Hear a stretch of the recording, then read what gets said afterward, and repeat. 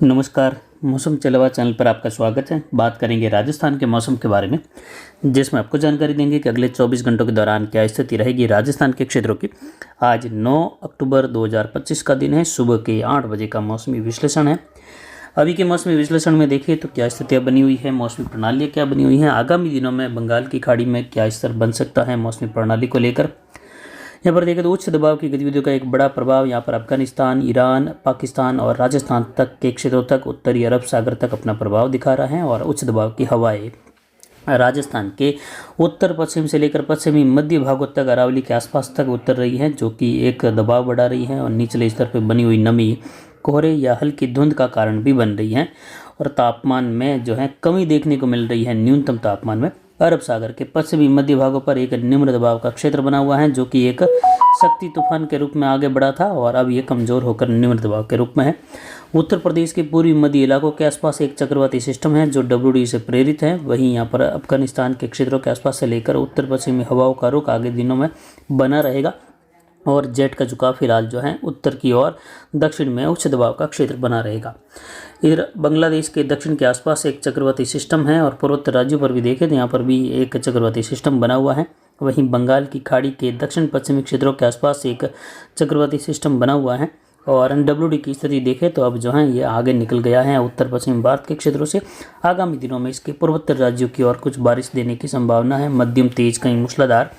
तो वहीं बंगाल की खाड़ी में देखें तो तीसरे सप्ताह के अंतिम दिनों में एक निम्न दबाव उभरने की संभावना है, जिसके और मजबूत होने के साथ ही चक्रवाती तूफान के रूप में भी बदलने की संभावना रहेगी। क्योंकि जैसा कि पहले भी बताया कि 1 अक्टूबर से लेकर दिसंबर 30-31 तक जो है ये तूफान बनने की सीज़न होती है विशेषकर। और दोबारा जब जो है अप्रैल का समय शुरू होता है तो अप्रैल से लेकर मई जून के दौरान भी तूफान बनने की सीज़न होती हैं। तो इस समय बंगाल की खाड़ी में आगामी दिनों में तूफान बनने के अनुकूल स्थितियाँ बनी रहेगी।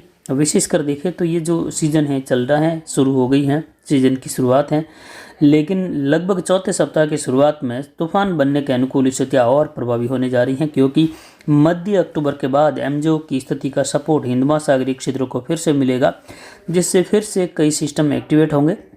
लेकिन जहां मानसून लौट चुका है उन क्षेत्रों में जो है केवल बादलों की आवाजाही, कहीं कहीं बूंदाबांदी बौछार की स्थिति किसी बड़े सिस्टम के प्रभाव से देखने को मिल सकती है कुछ हिस्सों में। लेकिन विशेषकर देखें तो बंगाल की खाड़ी में आने वाले दिनों में बनने वाले सिस्टम के प्रभाव से दक्षिण पूर्वी दक्षिण मध्य भारत में कई जगहों पर भारी वर्षा की गतिविधियाँ, कहीं बहुत भारी वर्षा की गतिविधियों की संभावना है। और आगामी दिनों में बंगाल की खाड़ी में अगर कोई सिस्टम बनकर अरब सागर की ओर निकलता है तो उसके उत्तर दिशा की ओर झुकाव में जाने की संभावना रहेगी और उसके फिर कमज़ोर होने की भी संभावना रहेगी। लेकिन उसके बाद दोबारा जो है मध्य अरब सागर के आसपास पहुंचकर प्रभावी होने की संभावना रहेगी, जिस पर आगे जानकारी देंगे।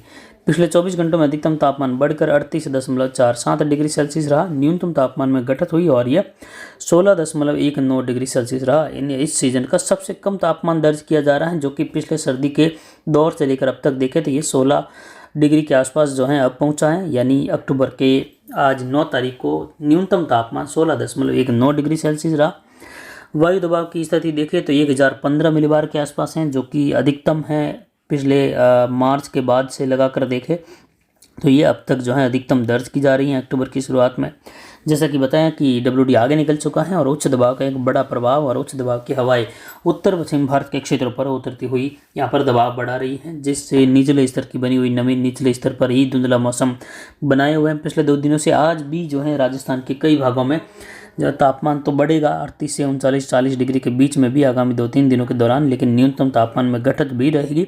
साथ में धुंधला मौसम भी रहेगा, आसमान बिल्कुल जो है साफ नहीं रहेगा, धुंधला रहेगा, क्योंकि निचले स्तर में बनी हुई नमी इस धुंधले मौसम का कारण बनेगी। और मौसम लगभग संपूर्ण राजस्थान में आगामी दिनों में शुष्क बना रहेगा। यानी गंगानगर, हनुमानगढ़, अनूपगढ़, बीकानेर, चूरू, इन इलाकों में देखें तो बीकानेर संभाग के अधिकतर भागों में मौसम शुष्क बना रहेगा आगामी 24 घंटों में। या आगामी 2 सप्ताह की बात करें तो 2 सप्ताह तक मौसम राजस्थान के अधिकतर भागों में शुष्क ही बना रहेगा। वहीं उत्तर पूर्वी राजस्थान में यहाँ पर झुंझुनू, सीकर, अजमेर, टोंक, सवाई माधोपुर, करौली, धौलपुर, भरतपुर, दौसा, जयपुर, अलवर, लगभग सभी भागों में यहाँ पर भी मौसम शुष्क बना रहेगा आगामी दिनों में, अगले 24 घंटों के दौरान और आगामी लगभग 2 सप्ताह तक। यानी कह सकते हैं कि 20 अक्टूबर तक लगभग मौसम शुष्क बना रहेगा। 22 अक्टूबर से चौथे सप्ताह की शुरुआत होगी और 20-21 अक्टूबर तक जो है तीसरा सप्ताह रहेगा। तो अभी जो है दूसरे सप्ताह की शुरुआत हो चुकी है और अगले 2 सप्ताह तक लगभग मौसम शुष्क बना रहेगा। कहीं कहीं बादल जरूर बढ़ेंगे बीच बीच में, लेकिन कोई खास गतिविधि की संभावना नहीं। 20-21 अक्टूबर के बाद कोटा उदयपुर संभाग के आसपास कुछ बादल बढ़ने के साथ बूंदाबांदी बौछार खंड वर्षा की संभावना रहेगी। वहीं यहाँ पर अगले 24 घंटों के दौरान देखें तो कोटा बूंदी बारा झालावाड़ उदयपुर डूंगरपुर बांसवाड़ा प्रतापगढ़ चित्तौड़गढ़ इन सभी क्षेत्रों में दोनों ही संभागों में कोटा उदयपुर संभाग में मौसम शुष्क बना रहेगा। आगामी लगभग देखें तो 1 सप्ताह से लेकर 10 दिनों के समय तक किसी भी प्रकार की कोई विशेष स्थिति यहाँ पर दिखाई नहीं दे रही है, यानी मौसम शुष्क बना रहेगा। उच्च दबाव की स्थितियाँ रहेगी। किसान भाई जो हैं बीकानेर संभाग जयपुर भरतपुर कोटा उदयपुर अजमेर संभाग तक फसल बिजाई फसल कटाई से संबंधित कार्य बिना किसी चिंता के कर सकते हैं।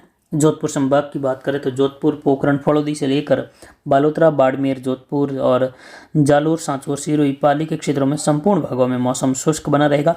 किसान भाई फसल जो अनार बेल्ट है उसमें फसल पर स्प्रे कर सकते हैं, अनार पर स्प्रे कर सकते हैं। और Marwar junction Sojat city Sojat road क्षेत्र जो कि मेहंदी बेल्ट है वहाँ पर किसान भाई मेहंदी की कटाई का कार्य आराम से कर सकते हैं आगामी लगभग 2 सप्ताह तक के समय में।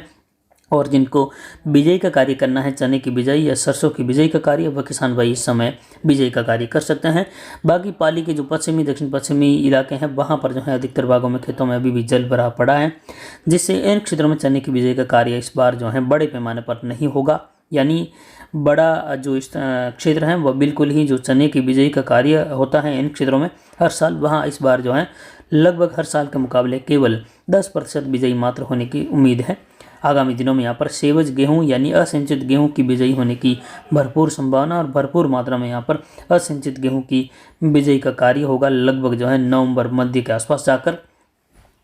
और वहीं मौसम शुष्क बना रहेगा 2 सप्ताह तक यहाँ पर। और आगामी 24 घंटों में देखें तो स्थिति लगभग जो है किसी प्रकार की कोई विशेष नहीं है। तापमान जरूर 38 से 39 डिग्री के मध्य राजस्थान के अलग अलग भागों में रहेगा। न्यूनतम तापमान 15 डिग्री से लेकर लगभग 18 डिग्री के मध्य राजस्थान के अलग अलग जिलों में बने रहेंगे। और बंगाल की खाड़ी में आने वाले दिनों में एमजेओ की स्थिति हिंद महासागरीय क्षेत्रों में फिर से बनने से अरब सागर बंगाल की खाड़ी दोनों ही क्षेत्रों में विशेष प्रभाव दिखाई देगा, जिसमें बंगाल की खाड़ी में बड़ा सिस्टम उभरने की संभावना रहेगी, क्योंकि एमजेओ की स्थिति लगभग 20 तारीख के आसपास जाकर बंगाल की खाड़ी में प्रभावी होने जा रही है। हालांकि इसकी शुरुआत 15 तारीख के आसपास से ही होगी अक्टूबर के, जिससे एक बड़े सिस्टम की उम्मीद है, यानी तूफान बनने की भी उम्मीद की जा सकती है, क्योंकि ये समय तूफान के अनुकूल होता है। और उसके साथ अगर एमजेओ का साथ मिल जाए हिंद महासागरीय क्षेत्र में तो फिर तूफान उभरने की संभावनाएं बढ़ जाती हैं, जिससे दक्षिण भारत और दक्षिण पूर्वी भारत के तटों पर भारी वर्षा और तूफान के टकराने का खतरा रहेगा। वहीं इस सीजन में अक्टूबर के मध्य से लेकर नवंबर दिसंबर के दौरान क्या स्थिति रहेगी, जनवरी फरवरी मार्च के दौरान क्या स्थिति रहेगी, इसका एक लगभग पूरी सीजन का एक वीडियो जल्द ही 15 तारीख के आसपास जारी किया जाएगा, जिसमें डिटेल्स में जानकारी आपको दी जाएगी कि किस प्रकार की स्थिति रहेगी, क्या रहेगा सर्दी का माहौल, क्या क्या स्थितियाँ बनेगी WD के कारण वर्षा की या ओलावृष्टि की कहाँ कहाँ प्रभाव हो सकता है, उसकी जानकारी दी जाएगी। फिलहाल अभी की जानकारी के लिए इतना ही। नमस्कार, जय हिंद, जय भारत।